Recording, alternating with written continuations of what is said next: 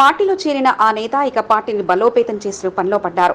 యువత అటువైపుగా ఆలోచన చేస్తున్న వేళ యువతతో పాటు ప్రజానీకాన్ని ఆకర్షించేలా ఇది తమ పార్టీ ఆవిర్భావ దినోత్సవ సందర్భంగా నిర్వహిస్తున్న వేడుక అంటూ ఘనంగా నిర్వహించి భాగ్యనగర్లో సమాజ్వాదీ పార్టీకి బలోపేతం చేసే పనిలో నిమగ్నమయ్యారు.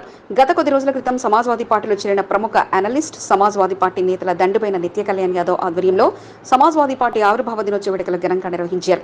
సమాజ్వాదీ పార్టీ 32 ఆవిర్భావ దినోత్సవాన్ని పురస్కరించుకుని జూబ్లీహిల్స్ లో ఘనంగా వేడుకలకు శ్రీకారం చుట్టారు.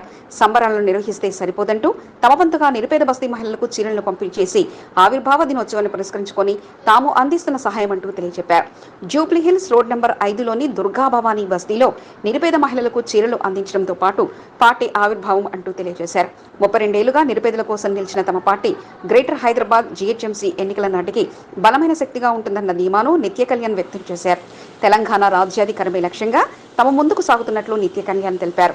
వందలాది మందికి చీరలను పంపిణీ చేయడంతో పాటు పార్టీ తమపై పెట్టిన బాధ్యతలను శిరసావహిస్తూ తెలంగాణ రాష్ట్రంలో పార్టీని బలోపేతం చేయనున్నట్లు తెలియజేశారు.